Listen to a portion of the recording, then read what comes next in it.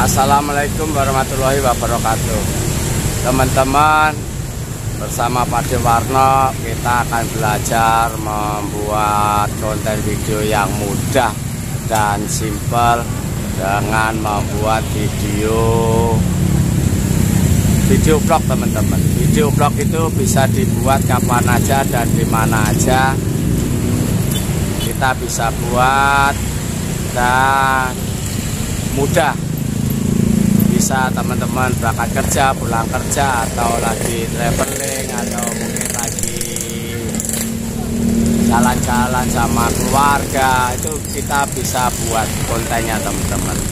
Makanya kita melatih mental dan percaya diri membuat video vlog, ya. Ayo bareng-bareng sama Pak Dewarno, ikutin Pak Dewarno membuat video vlog untuk belajar membuat video, melatih mental dan percaya diri, serta membuat konten yang mudah dan sederhana, teman-teman, ya.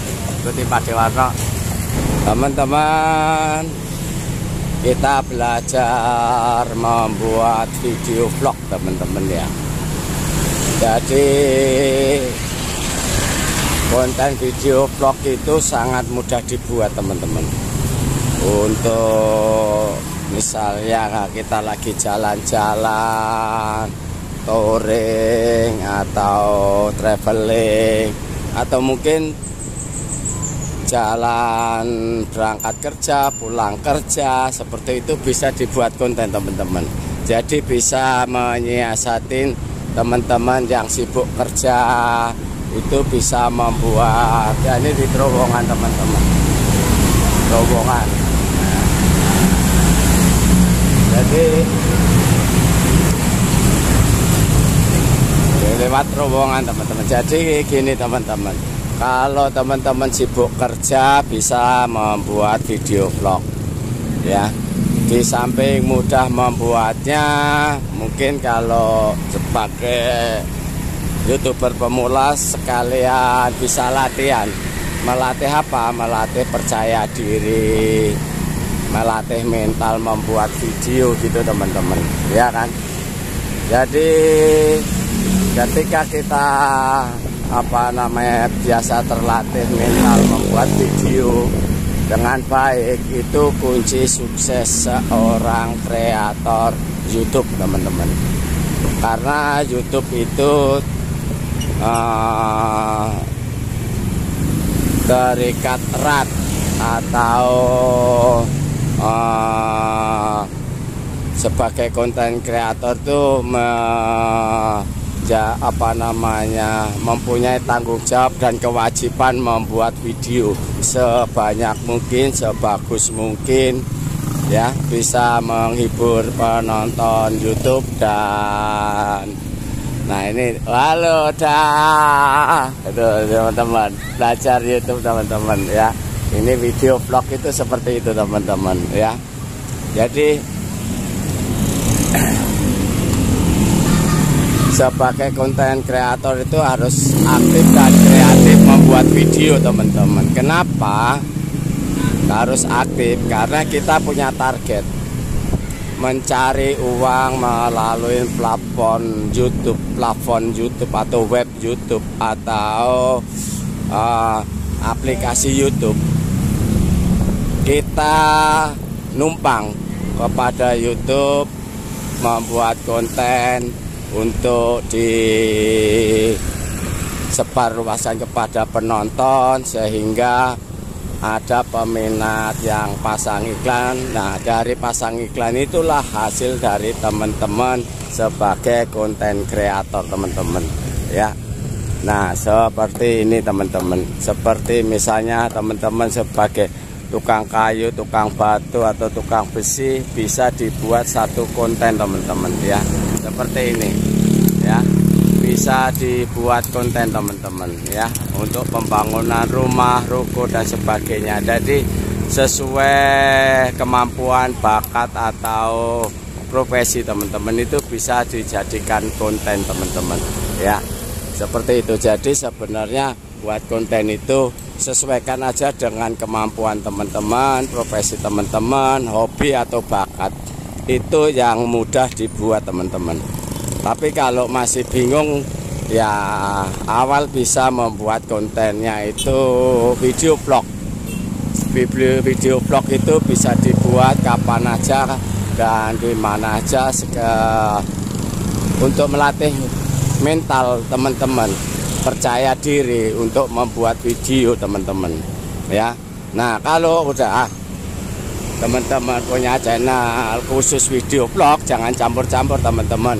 Terus mempunyai ide konten yang lain, bisa membuat konten baru sesuai dengan kemampuan teman-teman, kan gitu teman-teman. Itu lebih bagus teman-teman. Jadi misalnya konten awal dibuat untuk belajar misalnya. Nah, nanti konten yang berikutnya itu misalnya teman-teman udah menguasai dan bisa, baru membuat konten baru. Itu lebih bagus teman-teman ya. Sebagai konten kreator itu wajib untuk membuat video. Yang mewajibkan itu bukan orang lain, bukan dari YouTube. YouTube tidak mengatur Anda buat video atau tidak, karena YouTube kepada konten kreator itu hanya partner kerjasama teman-teman. Jadi tidak banyak mengatur, kecuali kalau karyawan diatur harus membuat YouTube sebanyak mungkin, sebagus mungkin misalnya.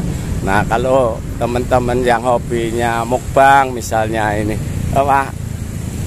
gitu, misalnya mukbang, bisa makan di restoran atau di warung, di kafe seperti ini, bisa jadi konten teman-teman ya. Jadi banyak sekali kalau untuk vlog itu untuk dibuat konten teman-teman ya. Tadi kembali, yang mewajibkan membuat video itu bukan dari YouTube teman-teman, tapi yang mewajibkan itu dari teman-teman sendiri. Kenapa dari teman-teman sendiri? Karena teman-teman mengharapkan pendapatan yang besar dari YouTube. Nah, sumber pendapatan besar itu dari konten video teman-teman yang diupload ke YouTube. Sebanyak mungkin, sebagus mungkin, bisa menghibur dan memberi manfaat penonton. Itu satu teman-teman ya, secara kontinu dan konsisten mengupload video. Nah, bisa mengupload video itu kan pastinya kita harus bisa membuat video dan edit video teman-teman. Nah, oleh karena itu, supaya kita bisa membuat video dengan baik, itu diperlukan banyak latihan, belajar, dan terus latihan untuk terciptakan percaya diri.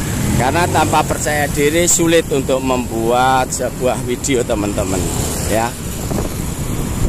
Makanya di konten Pak Dewarno ini membuat tutorial YouTube itu ada teorinya, ada praktek buat video ada. Jadi mempunyai ciri khas berbeda dari yang lain. Kan mungkin hanya teori, Pak Dewarno dengan praktek-prakteknya, dasar-dasar membuat videonya, seperti itu teman-teman ya. Jadi apa yang menjadikan teman-teman menjadi konten kreator itu harus banyak latihan, percaya diri membuat video. Itu kunci sukses sebagai konten kreator teman-teman, bukan sekedar jadi YouTuber ya. Jadi teman-teman kalau pengen maju, channelnya berkembang dengan baik, kesampingkan berpikir tentang subscribe, kesampingkan dengan berpikir jam tayang, tapi teman-teman konsisten aja membuat video ya semampunya, dan tingkatkan kemampuan teman-teman untuk membuat video. Kuncinya hanya itu, meningkatkan kemampuan membuat video, edit video kan yang bagus dan menarik. Itu kuncinya teman-teman. Ketika teman-teman udah lakukan hal seperti itu, dengan sendirinya subscribe dan jam tayang akan terus bertambah kan gitu teman-teman. Jadi tidak terbelenggu dengan subscribe, jam tayang teman-teman. Tapi kita konsisten belajar membuat video untuk diupload ke YouTube. Itu kuncinya teman-teman. Mungkin mampunya seminggu 2 kali, buatlah 2 kali. Mampunya seminggu sekali, 1 kali. Tapi dengan kemampuan itu terus ditingkatkan teman-teman, ya, ditingkatkan. Nah, selama untuk mengumpulkan 1000 subscribe dan 4000 jam tayang itu tahap belajar teman-teman, ya, tahap belajar. Mungkin tahap belajar itu YouTube kan ngasih waktu 1 tahun. Ketika teman-teman 2 tahun di monet itu udah luar biasa bagus teman-teman. Karena dari YouTube sendiri ngasih waktu 1 tahun itu kalau berpikir udah profesional gitu teman-teman. Nah, kalau seperti begini ini bisa buat konten juga kan gitu kan, banyak teman-teman, ya.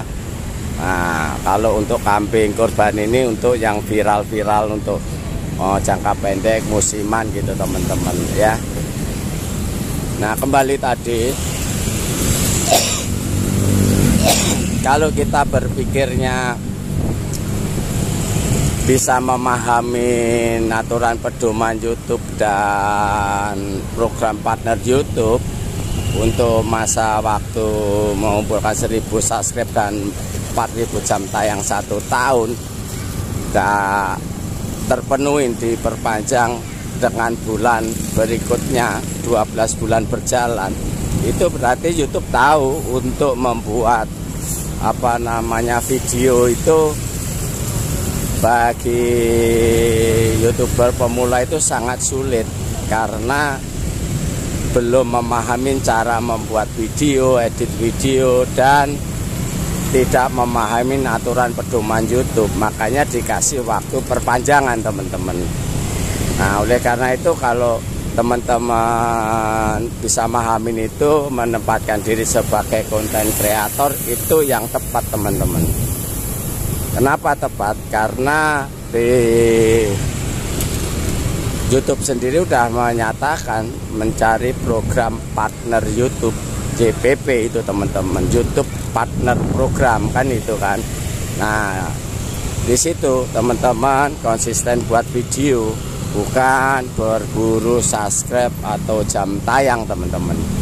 Nah, dengan konsisten buat video itu pasti subscribe pasti bertambah teman-teman. Dengan seiringnya waktu, pelan-pelan dengan tambahnya video, tambah subscribe itu udah pasti.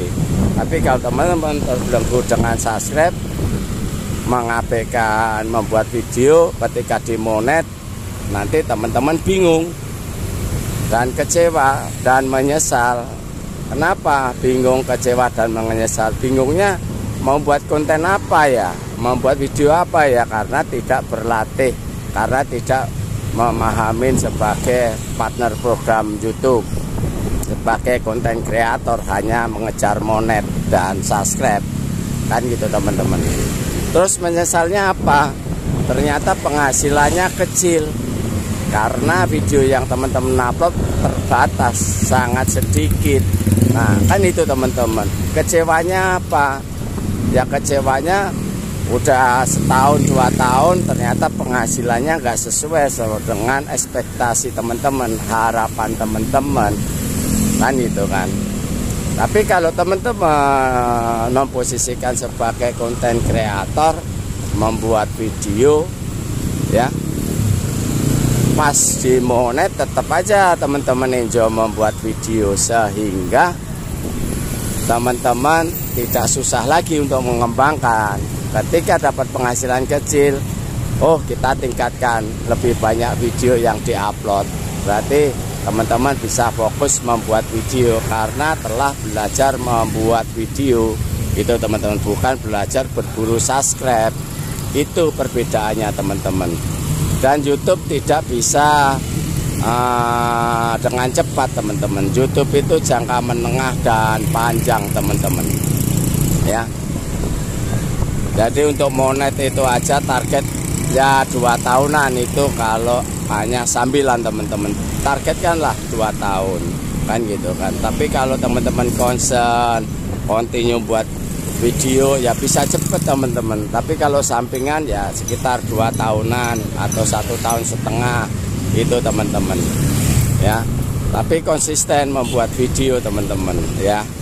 Jadi itulah yang harus teman-teman pahamin, cara membuat video yang bagus dan menarik, sehingga teman-teman tidak tersesat dengan